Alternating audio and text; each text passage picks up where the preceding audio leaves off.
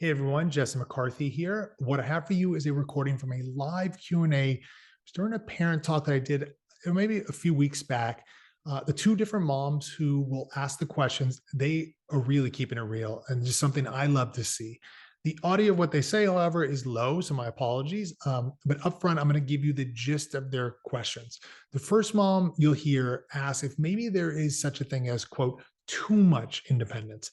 Like, what happens if her child, doesn't want to do something, but as this mom puts it, I need you to do this. And the second question you'll hear is kind of the opposite. It's from a different mom who asks, what can she do to help her sort of 4-year-old son with, quote, high anxiety, who is afraid to do things himself? That's it. With that as context, let's get to it. I guess my question is there such thing as too much independence Yeah.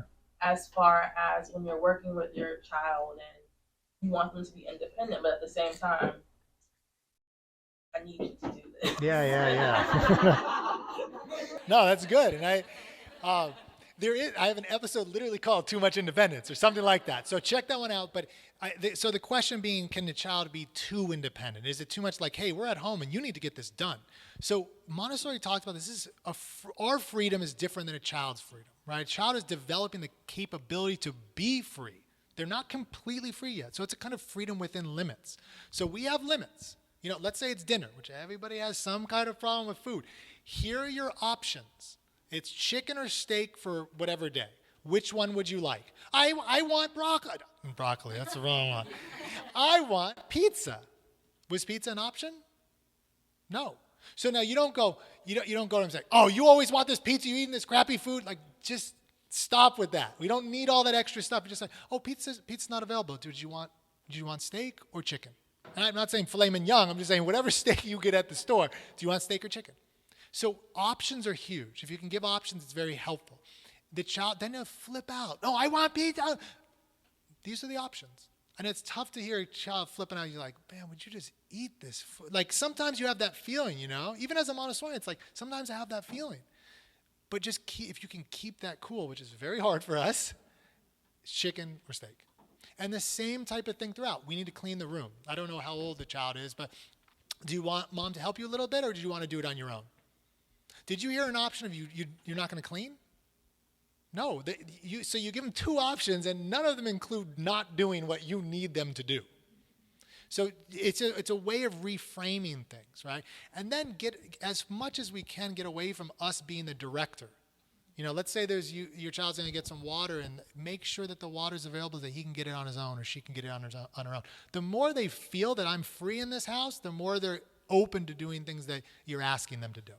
But yeah, there's going to be times where it's going to be hard. Yeah, you can either put your shoes on by yourself, or I can help you.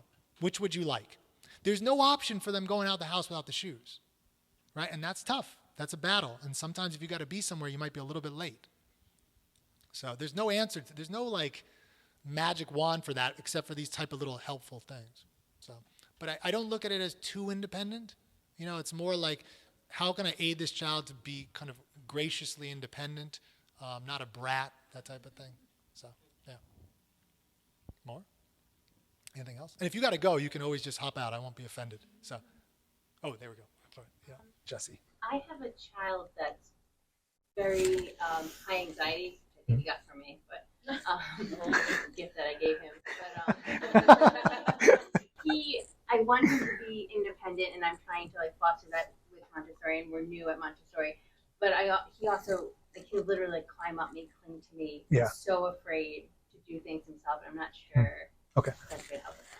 Yeah, so anxiety, child seems high anxiety, I need mom around, and so forth. And I'll just comment on the thing that you said you gave it to him. So one of the things is, all of us in here, and now if you got everything in your life handled and you feel 100%, talk to me afterwards. I've never met this person, but I want to see it.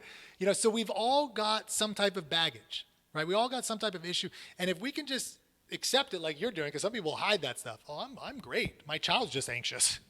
I'm doing fine. Then if the fact that you can just, get it out in the air is huge. So it's just being empathetic with yourself. So yeah, they're going to absorb all sorts of kind of not so positive gifts from us, which I like that way. So that's one thing, just being cool with the fact that we're all growing. You want to work on it, but we're all growing. Second thing is, what I realize with children is, how old is the son? He's 4. So sometimes I'm so like, he needs to be independent. And it's like, he's 4. So if we can just give ourselves some chill. Yeah, he's being a little bit anxious right now. I'm a little bit anxious myself. I need to work on it. He needs to work on it.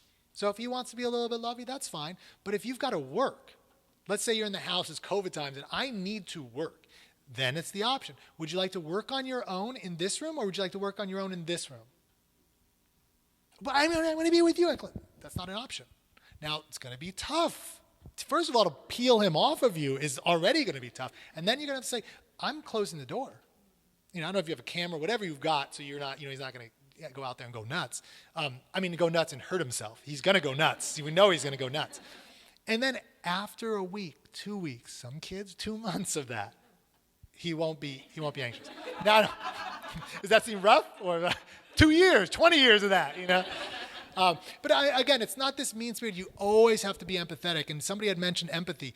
I'd say if there's one thing, it's crazy for me to say this, but empathy is probably the one thing, if you could walk away with, is empathy, because feelings, people talk a lot about feelings, and it's overboard today, right? Because everybody's like, here are my feelings. They throw it in your face.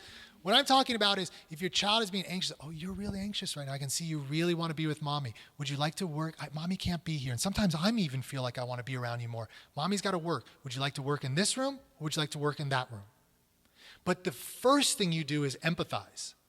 So I should have said that before. You have to empathize, because they need to start going, mommy understands me. And then, mommy feels that too sometimes? I'm not alone? Because I think there's a lot of either, like, say, hardcore traditionalist is going to push away emotions. Don't be sad, be a big boy. And then the other side is going to be like, you're feeling, let's sit on the floor and lie together. And it's just way overboard. So both sides have lost it, So what I'm saying is, let's be honest, and let's be honest about, man, sometimes I feel anxious. If I could just chill with my mom today instead of doing sometimes I feel like doing that. Some of you hate your mom, that's a different story, But the point is to really empathize whatever happens. Your child doesn't want to eat this, fine, I see you don't really want to eat that. Sometimes mommy wants a filet mignon, but tonight it's McDonald's. I don't know what it is, Or if you're in Target and they want some toy and they're flipping out about the toy, the first thing goes, get out of here. I give you so much stuff. We've got to go to, you really want that doll. Man, I can tell you really want that doll. Let me show you a pair of shoes that I've been interested in for 2 years. These Jordans are so nice, But you got to empathize and they got to get to know you, get to know their emotions so that they can understand their emotions, start to handle those strong emotions so they don't become rage. They don't become anxiety. They don't become clinginess when you're 25. So it's okay to have a little anxiety when you're 4. Don't be so, I need to get this independent child. He needs to be a Montessori child, independent. No. And if you come into a class, not everybody's at the level of independence. There's 4-year-olds that some are super anxious at 4, some are super independent. Some, we talk about leadership, they think they're leaders and they're not. Or so we got to be careful with what our values are to make sure at a core level, is it real? Is it real self-esteem or is it phony? That type of thing. So help a little bit? Yeah. Okay, cool.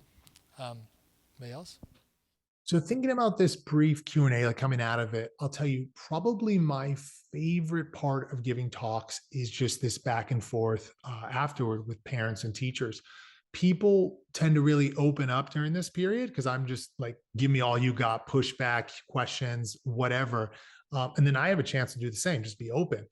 Now, with that in mind, I want to thank the 2 moms that, shared their questions here, as well as others who shared live. I just didn't include everything here. One person in particular, though, I want to give a big personal thanks to, and that is Ron. He is a dad and a listener to the show who came out to this event. And, Ron got a little emotional during the full Q&A as he shared, how would I put it? He shared how Montessori has really had a positive impact on him and on his family. And it was meaningful. I think especially because this openness was coming from, out of all the people there, the most emotional was this dad. And he was a big dude, fireman style. Literally, Ron is a fireman. anyways, it's just a good example of us dads having feelings too. I think most people know that, but it's always good to see it.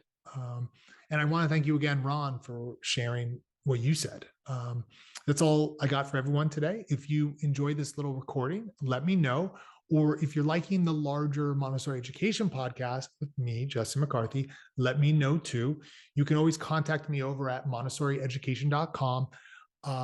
Leave a review, wherever you're listening, or write a comment somewhere. Share the show with a friend, family member, whatever. Subscribe to the YouTube channel. More videos getting put out there. Just do something, please, please, please. Okay, good being with you all, and until next time, adios.